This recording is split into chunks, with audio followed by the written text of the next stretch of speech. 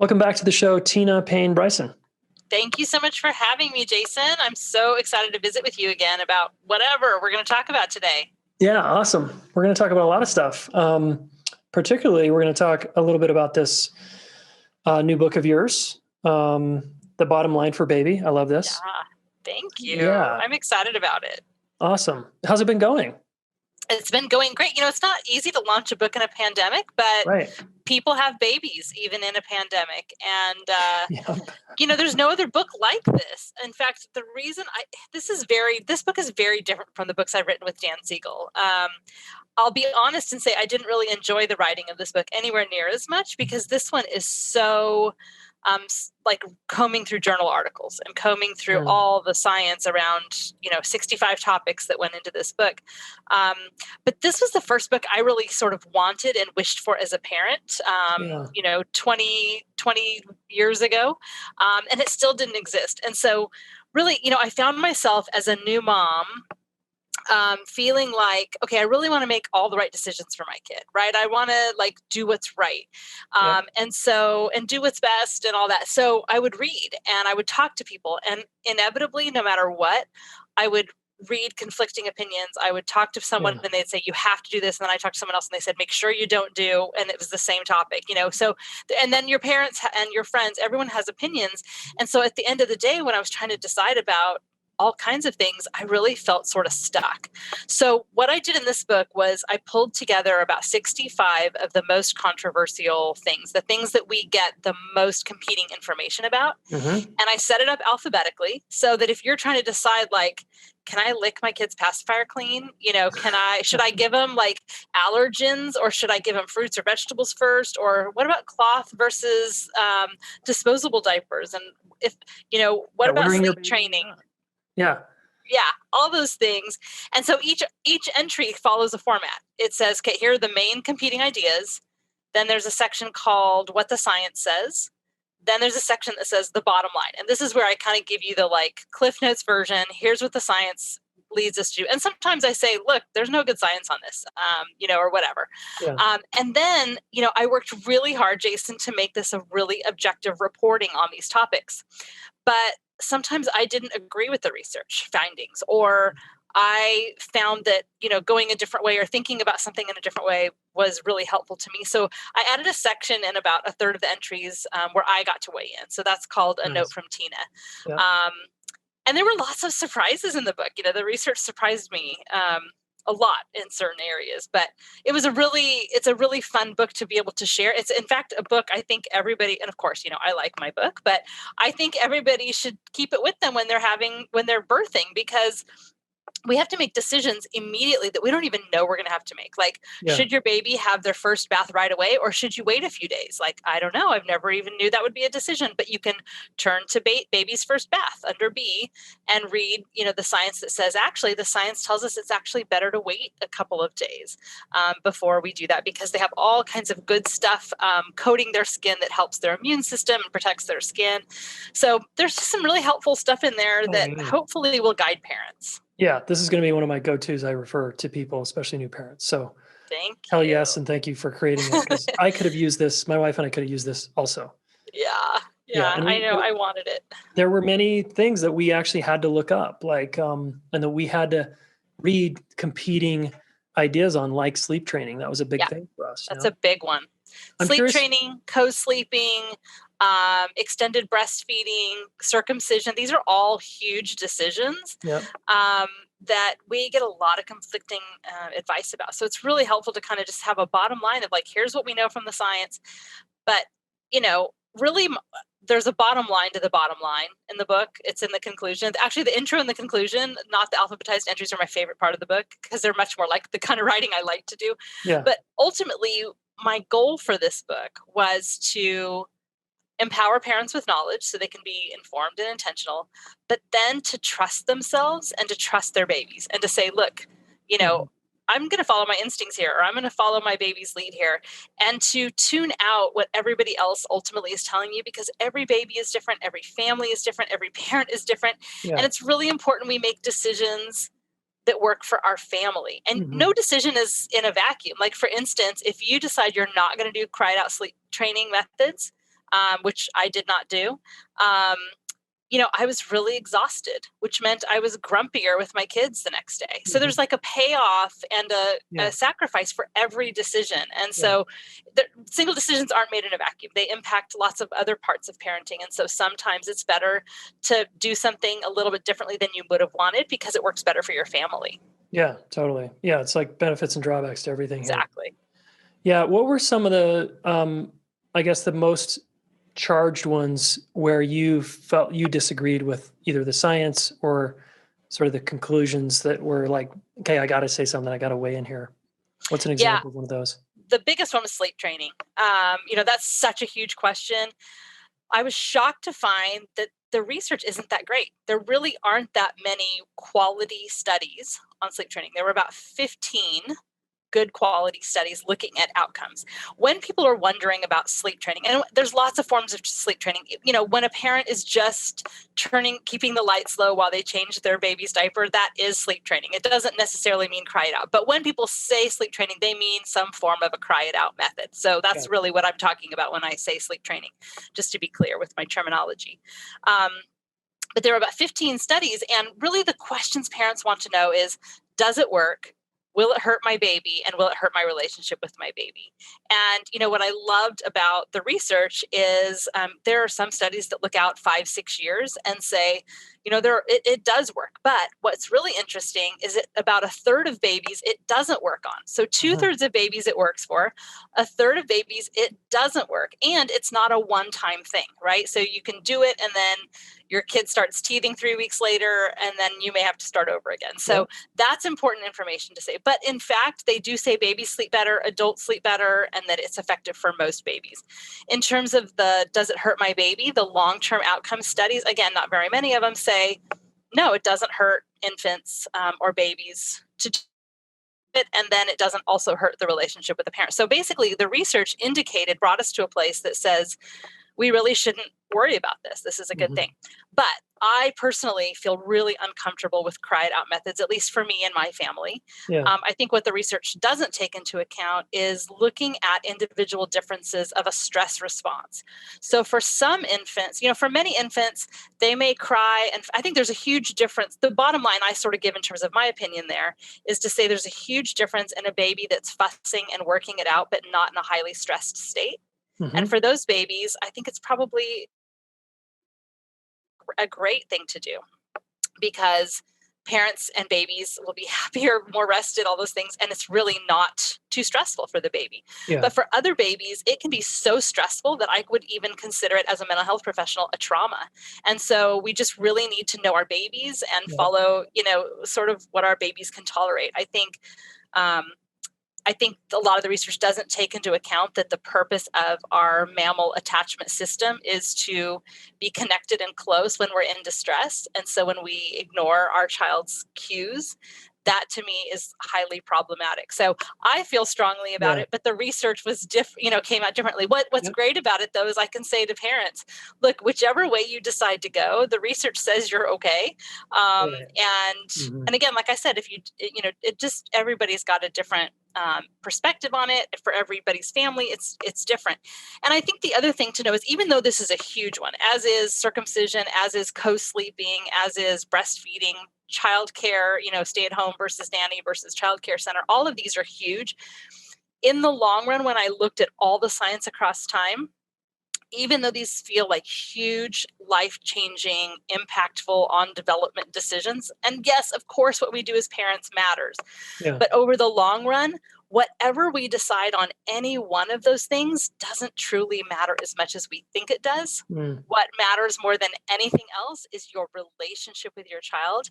And what Dan Siegel and I wrote about in The Power of Showing Up is really the bottom line of the bottom line here, where we say, the most important thing in terms of how your child develops is that they have secure attachment with you, which means this mammal instinct, not about attachment parenting, that's a different thing, is to say, when we are in distress, we need someone who shows up for us. We need someone who sees our needs and responds to them in a sensitive way, not perfectly, but really where kids feel safe and seen and soothed. And over time, when they have enough of those experiences, they develop secure attachment with us, where their brain wires to know if they have a need, someone's going to show up for them. And that's the most important thing. Whether or not you breastfeed, whether or not you co-sleep, whether or not you sleep train.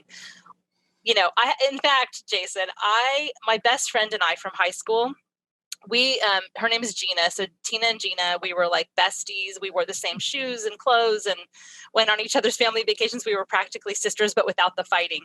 And we went to college together. We never shared a boyfriend, but we pretty much shared everything else. She and I got pregnant and had a due date one day apart from each other. I was trying, she wasn't. We were just destined to, have our life path continue in synchrony. Anyway, she and I were really, really opposite on our child rearing beliefs and approaches. And it was so interesting to watch. Early on, during our pregnancy, it wasn't so apparent, but as soon as we had the babies, we just had really different perspectives on things. And so she and I did pretty much everything opposite in terms of our practices. And she has amazing, wonderful kids, and I have amazing, wonderful kids. Neither her kids nor my kids are perfect, but those things that she sleep trained, she, whatever, I didn't. Both of us have amazing, those things just don't matter as much as a kid just knowing they are unconditionally loved, that people show up for them. Yeah. That's what really matters. So we can sort of take some of the pressure off a little bit as parents, thinking that every decision we make isn't going to determine whether our kid lives in a van down by the river or they go to college. It doesn't matter as much as we think it does. Okay. Very cool conclusion there. Thank you. I think that's going to help a lot of the parents listening. And if you want parents or anyone listening, if you want to go back and listen to episode 302, Tina and I talked about the secure attachment she's talking about. We dove into The Power of Showing Up, that book. We also dealt with how to deal with some stress and anxiety during stressful times. So anyway, that's just a plug for go listen to that podcast. And okay, so secure attachment, maybe it doesn't matter as much as we think. And there's still, I'm curious, first of all, just again, thanks for doing this, because I imagine you could have written a book on each one of those subjects. Oh, for sure. Right? You're like, oh shit, I only have a page or whatever. Exactly. But it's meant to be in 2 minutes, you can get, here's what the science suggests. For instance, who knew licking your kid's pacifier clean instead of sanitizing it is actually better for your kid? It actually reduces their eczema, and letting babies not be so sanitized and having, pets and sucking their thumbs and all that stuff lowers their risk of allergies and asthma. Don't over sanitize, or better for the microbiome. Exactly. Or who knew 88 out of 90 toys that were tested for infants were so loud that they were at 85 decibels or above, which can cause hearing loss. Or those white noise sleep machines we put in our babies' rooms, a lot of them are way too loud. They can cause hearing damage. So you can actually turn on anything 70 or below is safe. Nurseries are kept at 50 decibels in the hospital. Anything over 85 can damage our hearing. Put your phone, there's actually apps that measure decibels. You can put your app in where your baby sleeps and turn on the white noise machine wherever it is in the room at whatever you usually do, and test it, see how many decibels. And then you may need to move it further away from your baby's bed or turn it down or whatever. But so there's a lot of things like that, gosh, that's really helpful to know.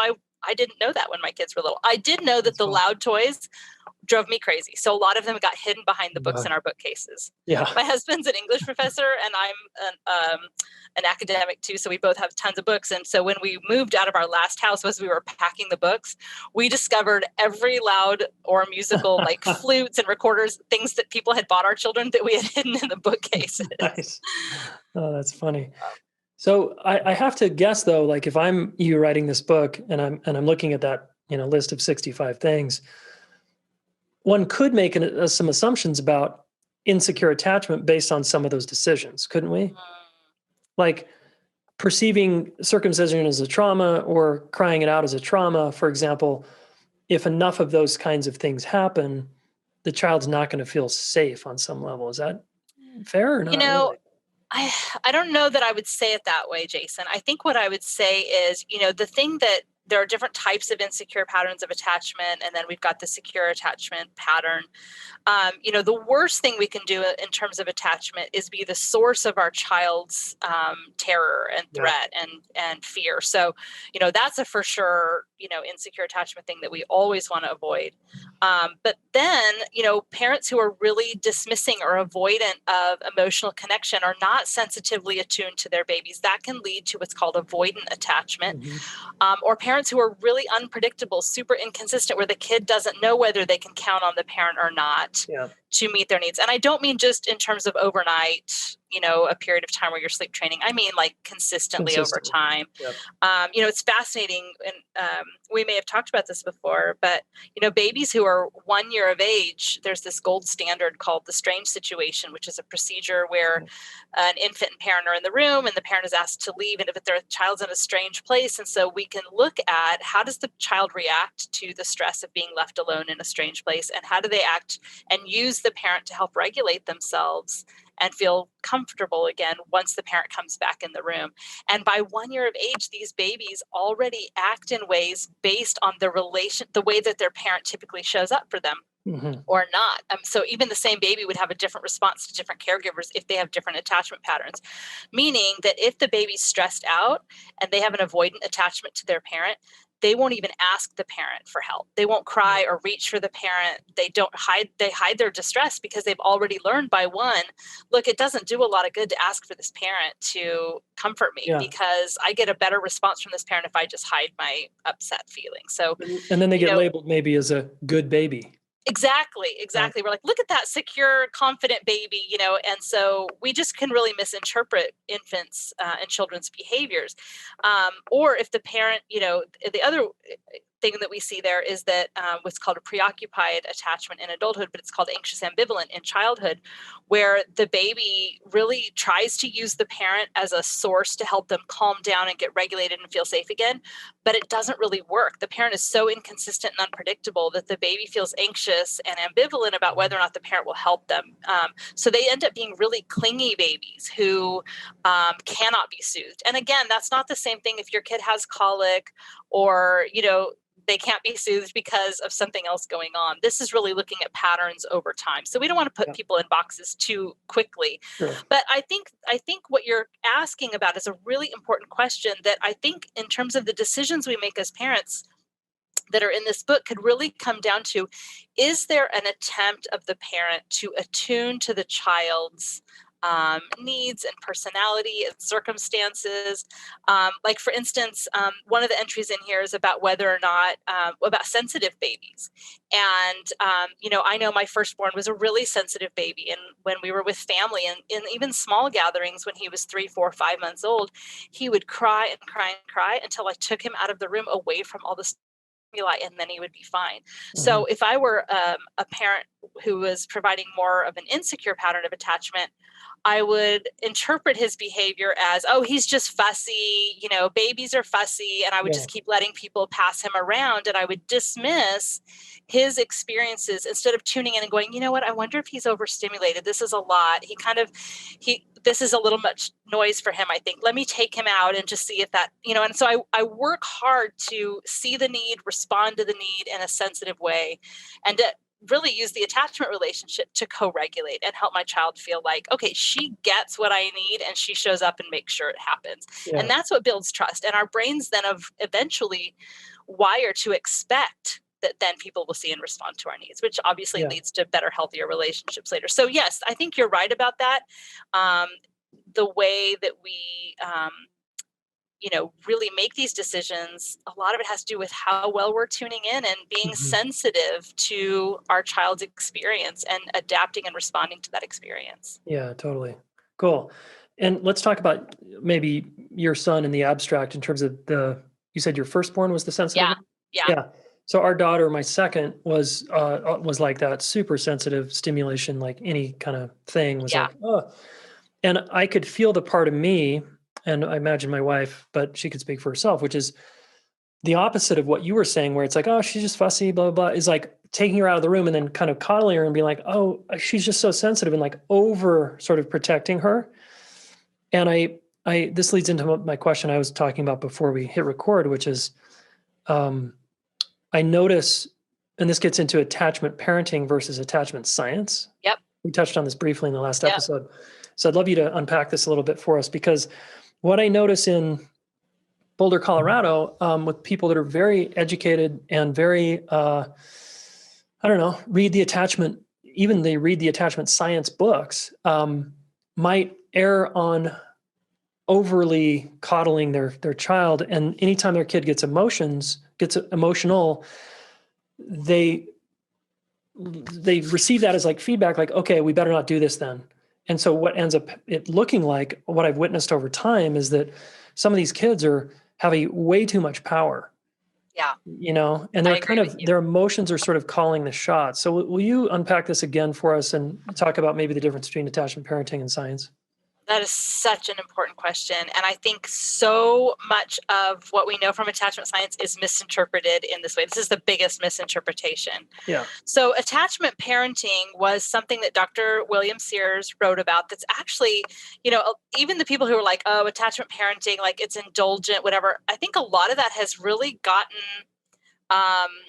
changed over time by people who were radical in terms of their decision for how to practice it. If you go back to Sears's actual work, there is a lot of similarity in terms of really tuning into your baby. There's a lot of that good stuff. But here's my big problem with it. Number one, it set up a series of behaviors for parents to do, like co-sleeping, baby wearing, demand feeding, like that kind of stuff. So it was like a list of behaviors that parents should do in order to have a securely attached baby. Secure attachment is not about a list of behaviors that you do or don't do or you check off. It's really much more about, are you present? Are you emotionally, attentionally, mentally engaged with your child in a way where you're really tuning into them? So just like instruments tune to be in tune with each other, that's kind of what we talk about as attunement, is really looking beyond behavior, tuning into your child's internal landscape, knowing them deeply, practicing sort of ongoing reflection ourselves, so we're aware of ourselves and tuning into ourselves as well. Yeah. Making repairs when we make mistakes, all of those kinds of things. Attachment science is, this mammal, it's really a mammal instinct. When I took my dog to get groomed recently, she began to shake and tremble. She was afraid, and I crouched down next to her and pet her and talked to her, and she stopped shaking. That's the perfect example of what secure attachment is.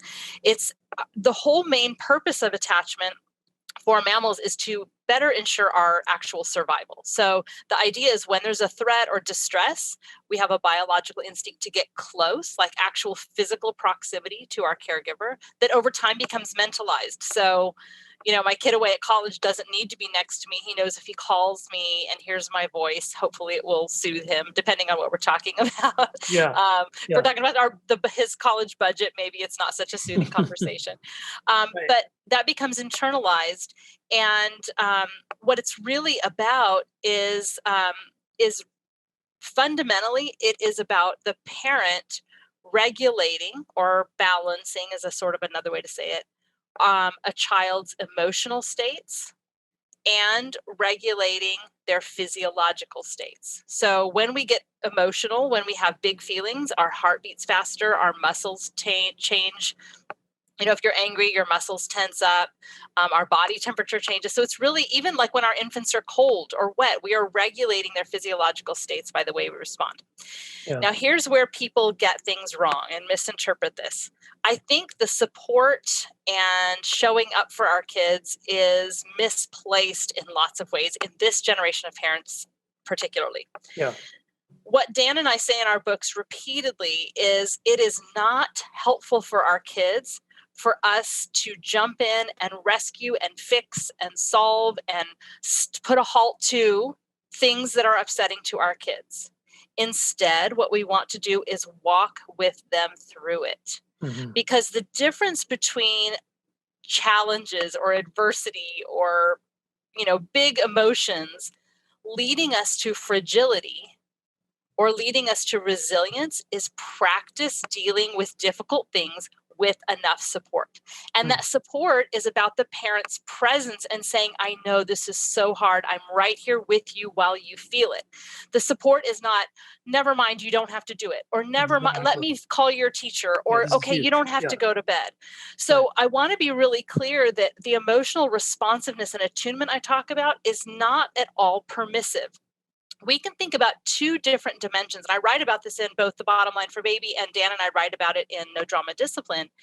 There's one, and this has been studied since the 60s, and I did my dissertation on this. One dimension we can think of as structure or rules or boundaries. Yeah. So you can be really high on your boundaries, structure, rules, or you can be really low on them. When you're low on them, that's when you're permissive. Now, the other dimension, which is separate, is emotional responsiveness, nurture. So we can even think about like structure and nurture. That's kind of a helpful way to break it down. Okay. And so really, they should both be high. That's what the research tells us. For 50 years of research says kids do best. Yes, kids do best when we have good boundaries and structure and expectations that we communicate to our kids, because when we do, that helps them feel safe, right? And we want to provide lots of nurture, emotional responsiveness. So I've got a couple of favorite examples of this. And one I'll just tell was a time my son, he was probably 8 or 10 or so, he had to go to bed. I'm really actually very rigid about bedtime. Even my high schooler goes to bed by like 10 o'clock at night, because I think a huge contributor to the high rates of anxiety, suicidality, and depression that we saw even before the pandemic were highly connected to chronic sleep deprivation in our teens and kids. Wow. So I'm really, the brain is more integrated when it sleeps, they can learn better, etc. So anyway, it was time for my guy to go to bed, and the older brothers got to stay up later. They had friends over. I think it was a Friday night or something like that. And he was furious that he didn't get to stay up later with the big guys. So as he's climbing into bed, I get the books out to read. We're walking through our bedtime routine, and he is out of control. He's, yelling and kicking his feet, yelling at me. You're so mean. It's not fair. I mean, he's just totally out of it. So in that moment, I can say, okay, fine. If you're going to act this way, I'm not going to read to you. That does zero to teach him any skills. Threats.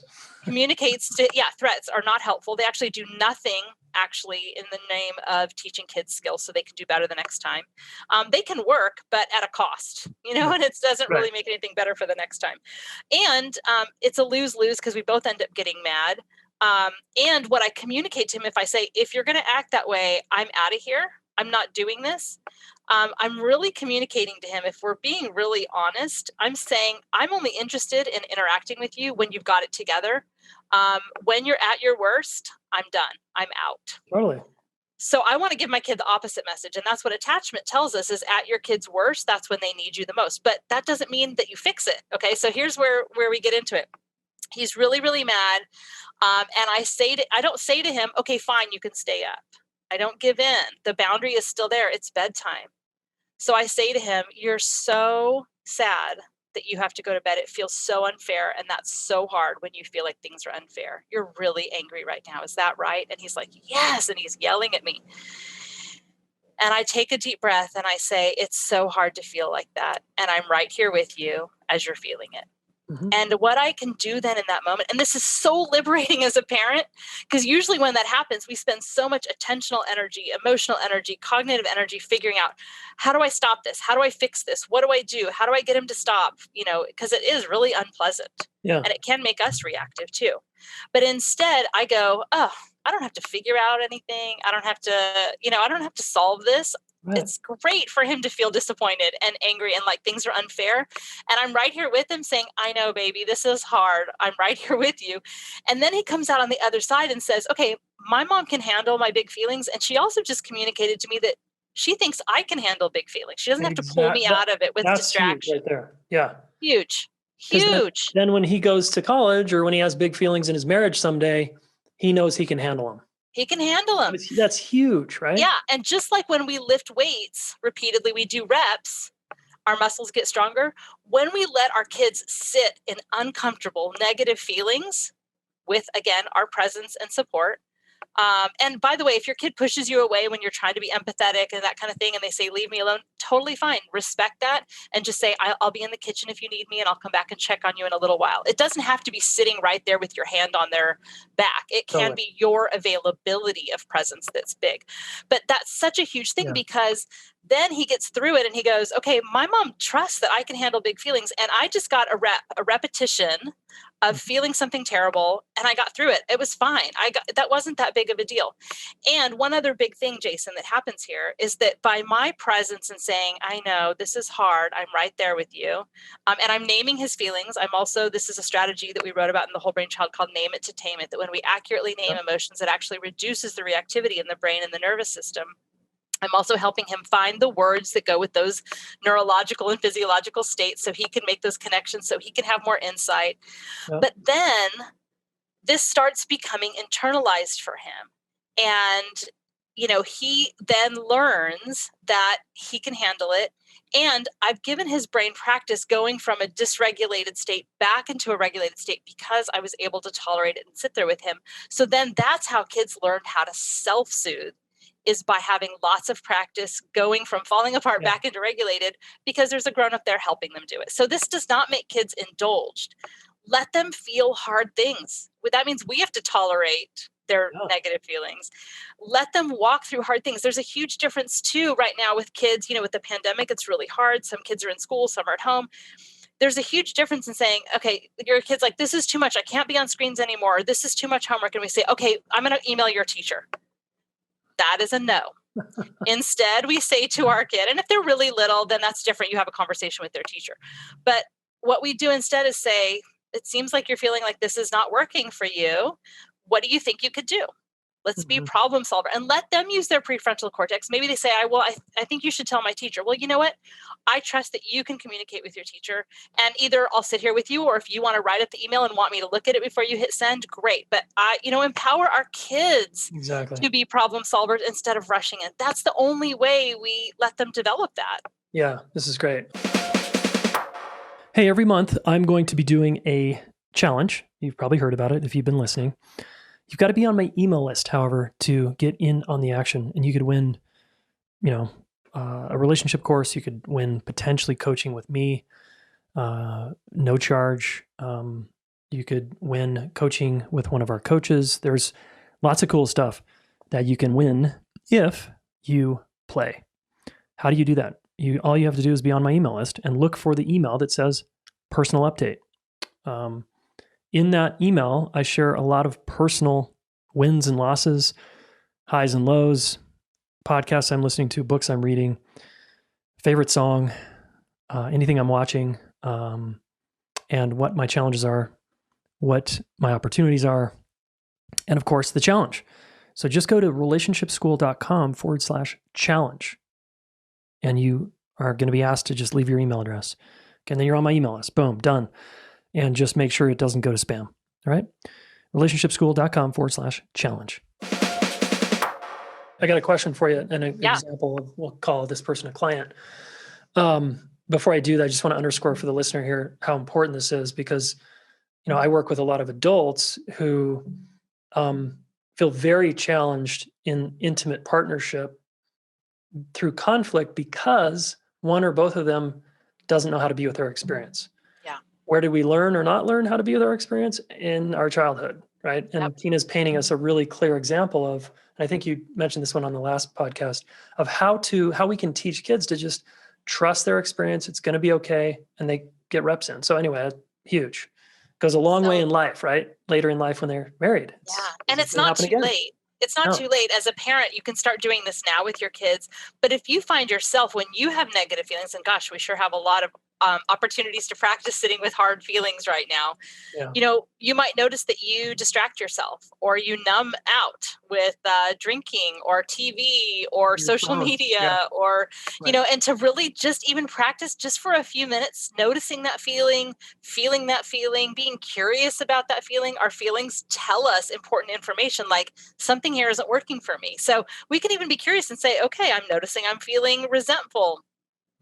What do I need right now? And just really start tuning into our own experience. That makes our brains more easily able to tune into our children's experiences. The same part of the brain that is about insight is also our empathy center too, in our prefrontal cortex. So you can practice even just by tuning into yourself, even noticing, am I hungry? Do I have to go to the bathroom? A lot of us are even cut off from our physiological experiences, particularly both our emotional and physiological experiences. If you grew up in an emotional desert with more of a avoidant, dismissing pattern of attachment where your parents didn't see and respond to your emotions.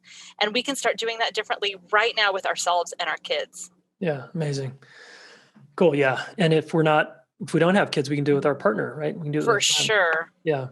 Yeah. Okay. So a quick example, this client, they have one child and they're still married, and their kid is, I don't know, 15, let's say, and, fully immersed in the phone culture and on Snapchat or Yeah. Instagram constantly. Right. And to the point where, and then this kid's emotions, his emotions like run the house basically. Yeah. And when he's angry, he goes to his phone. And when he doesn't want something, he just pushes back, goes to his phone. And the sort of parents are at a loss. And I'm over here like, guys, you need to tighten up the boundaries and it's time to take the phone away. I'm just curious what's this, because it seems like they've created this. And Yeah. this is where it's like, yeah, we want to be careful not to quote blame parents, but isn't it true that just parents, like if we don't know these things, we're probably going to create a problem? And is that just okay to say, like without shaming parents? Can we just say, look, let's call a spade here? And Yeah. so how do we coach a parent duo like this when their son has all the power and is going to their phone constantly? And like, what's the course correct here? Yeah, it's really tricky because I'm a clinician as well, and we never want to shame anyone. I believe kids are doing the best they know how to do in the moment. Most of the time, I think parents often are too, and those parents may not have had some of those skills because of the way their brains were wired from growing up. One of my favorite ways to call a spade, but also not be harsh and judgmental. Because Yeah. certainly, like I had someone come up to me at a talk I was giving, book signing, and she had a child. She said, I think my child's addicted to her devices. And I said, well, how old is your child? And she said 18 months. And I said, well, what happens when you take the device away? And she said, well, she screams, so I just give it back to her. And I said, if she grabbed a knife or wanted to keep eating food that was going to make her sick, what would you do? And she said, I would take it away from her. And I said, and what would happen? She said she'd scream, but I would know it wasn't okay. And I said, well, you can do the same thing with screens too. Nice. And then a really helpful thing I said to her was, I asked who the primary caregiver was, and she was mom was a stay at home. And she said, I'm worried I'm on my device too much. And I said, if you imagine that you had a nanny caring for your infant who was on her or his phone as much as you were on your phone when you are the primary caregiver, what would you think about that? And she said, I would fire her. And I said, okay, well, you've just answered your own question there. But one of the things I really like to do, Jason, is to frame when parents come to a place where they're like, gosh, I think maybe, this isn't working for our family, is to really amplify that and say, oh, that's so great that you figured that out, right? Like we really want to celebrate that realization and then go from there. Yeah. And say, as a parent, and I love to say this to all of us, is that as parents, we should look back on some of our parenting and go, oh gosh, I wish I had done that differently. Or, wow, I wish I had known what I know now back then, because what that means is we're growing, we're evolving, we're changing. If I looked back at my middle school diary and thought it was really insightful, what would that say about my maturation and development, right? Yeah. I look back on it and I'm mortified. That means I've matured and grown. So as parents, if we look back and we go, you know what, gosh, we should have been doing this differently. That means there's a new possibility for change and realization. Sure. Without awareness, we don't have a choice. So we really celebrate that awareness. And then, yes, to really talk about how as a family, then they can sit down and say, we've been doing this way, and it's not working for our family. It's time for us to make a change. And for an older kid like the one you're talking about, is to elicit the child in that conversation and say, here's what we're thinking. What do you think? Mm-hmm. And that does, just because the child throws in their opinion doesn't mean you go with that, because it has to be a win-win. You can say, well, that works for you, but it doesn't work for us. So that's, Ross Greene's really helpful collaborative problem solving model. So I think, to say this isn't working, we need to make a shift. And yes, adolescents for sure need boundaries. It would have probably been a lot easier to do that starting at one or 2 years Absolutely. of age or at Yeah. 6 months. It's hard to do that with teenagers because they have such a biological drive to push back against the boundaries. So it's really hard to begin those. I also think the way that we do it with parents in terms of consequences matters a lot. If we have if we think about discipline as our goal for our child to become self-disciplined and to make good decisions so that that kid starts making better decisions about how he uses his device, we have to think about discipline as teaching and skill building. So there's a big difference if I walk into my kid's room and say, "You're on your phone instead of doing your homework.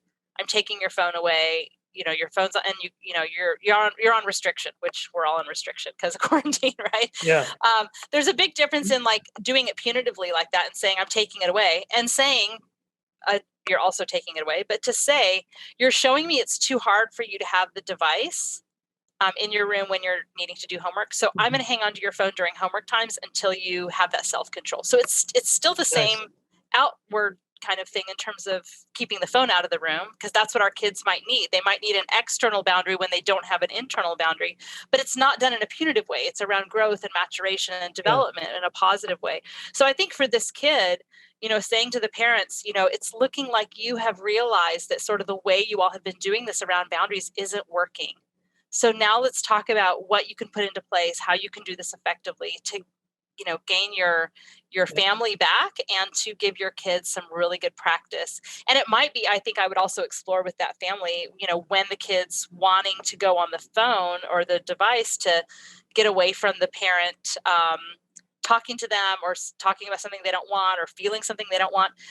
Parents, almost like he doesn't have that skill yet because he wasn't given it earlier, we might need to think of him as being younger than he is chronologically, Yeah. and the parents might need to scaffold that, meaning if they're like, "We're taking the phone away," and the kid just then loses it, we can still be empathetic. I know it's so hard to not have your phone, so we can still be empathetic, but to say, "Hey, instead of doing that, we're going to go for a hike," or to do something fun, like let's surprise somebody with something. So just like with our kids, we might need to help them figure out how to use their time. We don't just Mhm. expect 2 and 3-year-olds to entertain themselves all day in positive ways. Parents might need to come up with some alternatives and do things with him that are fun and Yeah. to Nice. scaffold some of those skills. Yeah. So cool. Okay. Awesome. And here's another kind of somewhat related question. If we raise securely attached kids, do we need to worry as parents about screen time or screen addiction or problems with screen stuff? If they're like got themselves, they know how to be with their emotions, they're self-reflective, they can connect with adults, they can connect with each other. Do we need to be afraid here? I think it's such a good question. I think we can't assume that secure attachment inoculates kids against any problems, right? So you could have a kid the first example that came to my mind is you could have a kid who's securely attached to you and who has ADHD and has a really difficult time getting off of devices and may have something akin to addiction in that they get a lot of good dopamine by being on those devices. It's Right. really hard to make the transition away from them. Sometimes they even have personality changes when they're on their devices too long. So, yes, I think as parents who are providing secure attachment, it means we're tuning in and we're keeping the pulse on what's happening and we're responding in adjustment to what our kids Yeah. need. And so um, I think a lot of times secure attachment prevents those things from happening because we're noticing. Like I'm noticing, Yeah. Yeah. gosh, my kids been on screens for 3 days straight, pretty much. I haven't seen them. They're in their room. That's not good for him or for our family. We need to make a change. And so we make those changes by tuning in as best we can. Although right now we're so overwhelmed with our own, I know. just the demands of jobs for parents, whether we're working outside the home or not, are employed outside the home or not, whether we're working at home or not. We're so much is being demanded of parents. It's hard to be tuned in and all of that. I think, screens can be even if you're making sure your kids' devices are protected and they're not seeing content that's very little content that is concerning. Being on screens for too long is not good for any of us. And Yeah. so we really should be vigilant about those things. Secure attachment does inoculate our children against a lot of things like addiction, but that doesn't mean that securely attached kids never become addicted to substances or those kinds of things. But they are less likely to be. Yeah. Okay. Cool. That's helpful.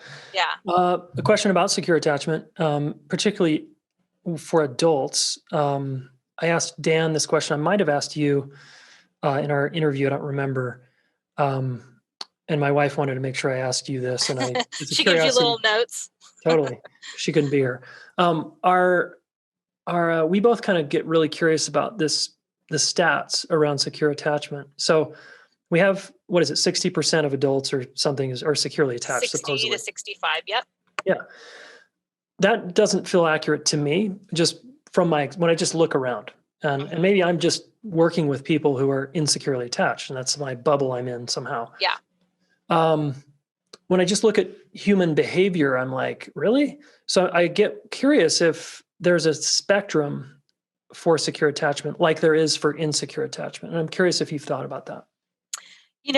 The way that those are rated are much more complex than secure and insecure. They're much more complex than secure, or in adulthood, we call it,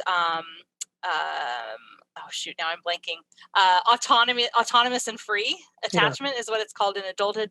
And then in adulthood, we also would call the insecure patterns unresolved, which would be the disorganized attachment, preoccupied, or dismissing. It's much more complex than that. There are subcategories even under those that look at, for instance, in the dismissing pattern of attachment in adulthood, there are subscales that look at sort of how we reflect on our own parents. Like, are we more derogating our parent and there's more anger there, and looking at sensitivity and all Mm-hmm. these pieces. So it's not as easy as putting people in categories. And I think that's what we have to remember too, is like the adult attachment interview, which is the gold standard for how we assess attachment. It neatly puts people into categories, and it's really looking, as a research instrument. It's looking at patterns over time. And so, yes, I think there's much more complexity than, we say you're in this category or this, because people are more complex than that. I Yeah. think what we need, it's a very important research instrument. This is a very important and robust body of research. Attachment science is so well revered because each time there's been a new finding in the research, that everything else sort of adjusts to account for that. So it's Mm-hmm. been very meticulous in its science over time. And if you really want to get into some of the great nuances from Mary Ainsworth's work, this was John Bowlby and then Mary Ainsworth were the two people who Yeah. started really all the big research, and then eventually Mary Main and others.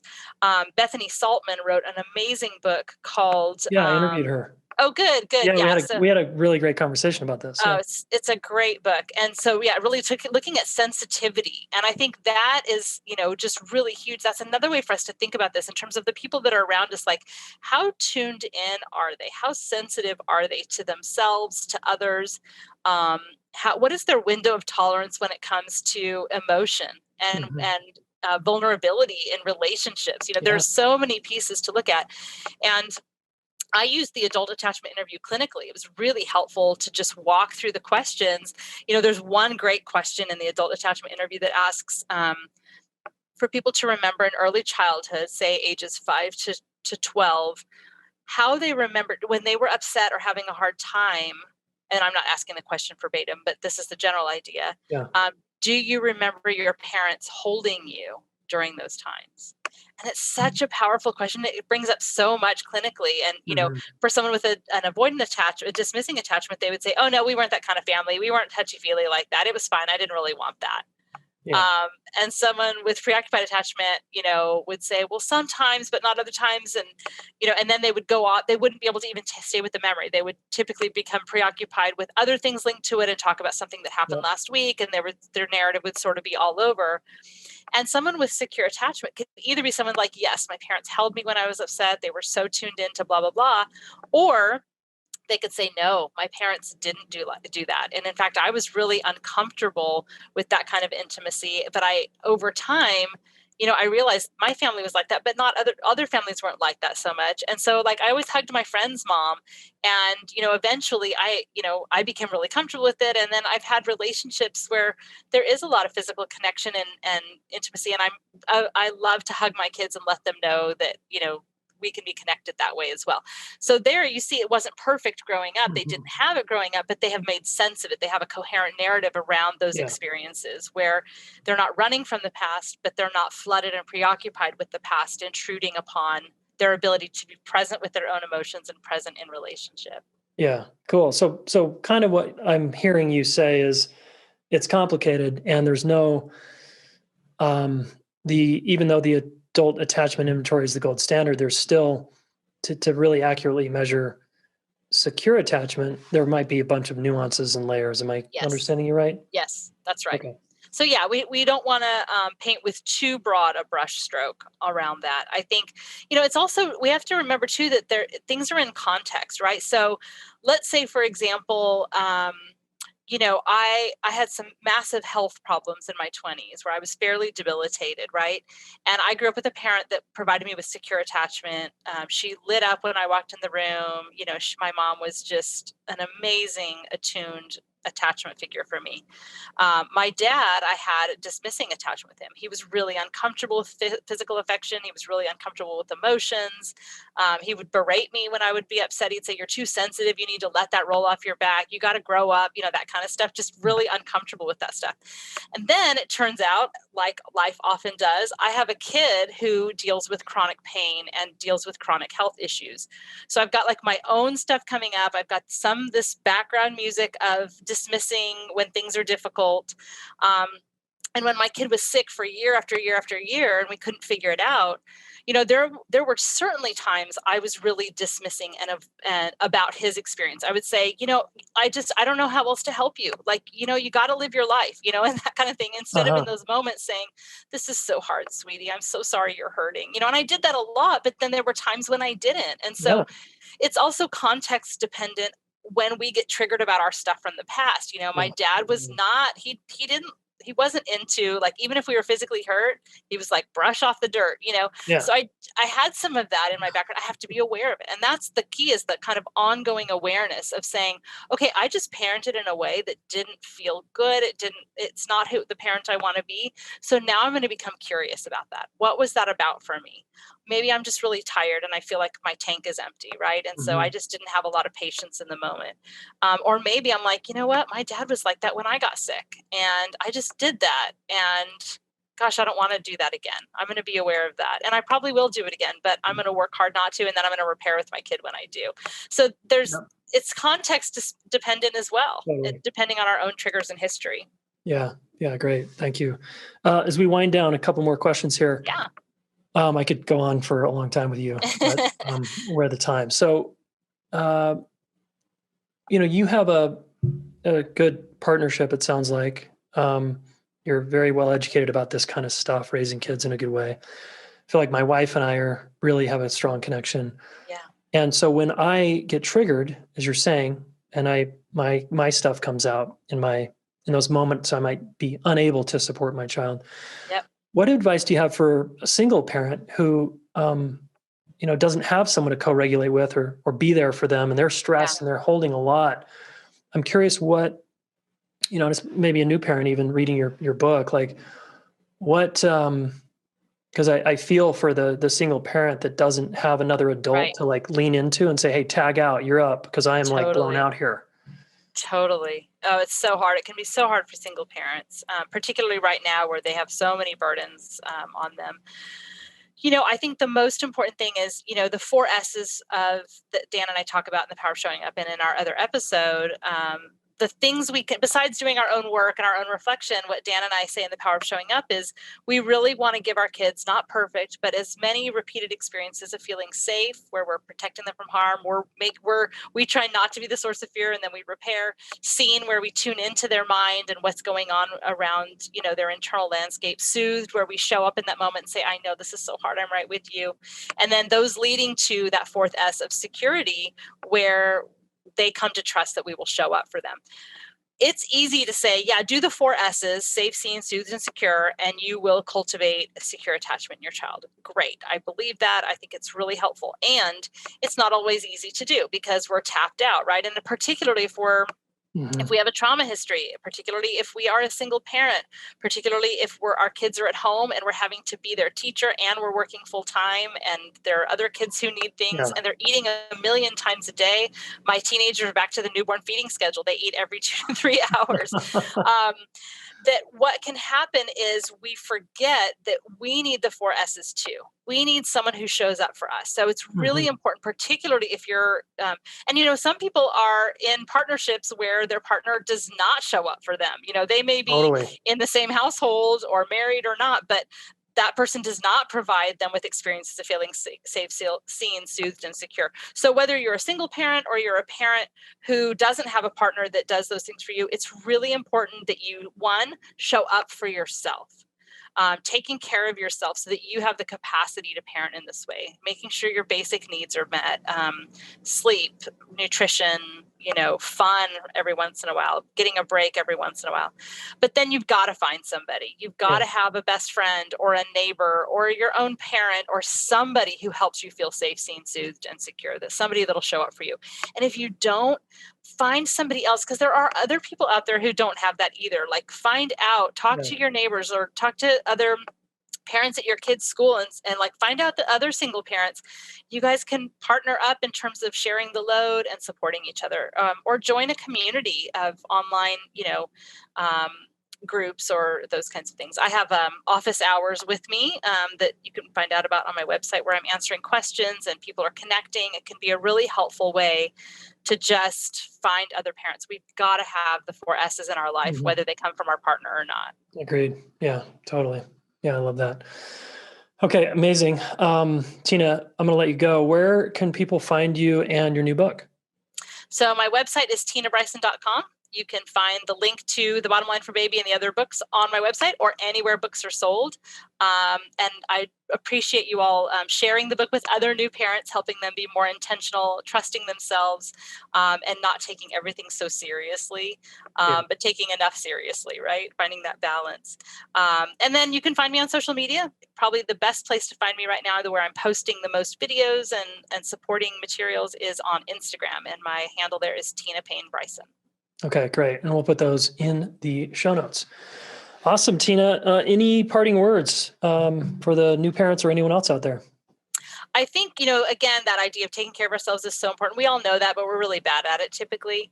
But I think, one final thought, just based on the second set of questions, don't think that supporting your kids means doing everything for them, right? I think, again, that idea of how we build resilience in kids by letting them practice dealing with difficult things and being there for them. So our support can get really misplaced. And this would be a whole other idea to get into, but I think one of the things we know from the science is that having a sense of an internalized locus of control, or a sense of agency, where a kid believes that they can have a say in their world and they can Mm. direct the course of their lives, is highly tied to happiness, lower rates of anxiety and depression. Like, if you want to, help your kid be armed against mental health challenges and fragility, show up for them in terms of emotional responsiveness, keep good, strong boundaries. Don't be following your child's emotions as the ruler of the land, and let your kid, make decisions. Let them be problem solvers.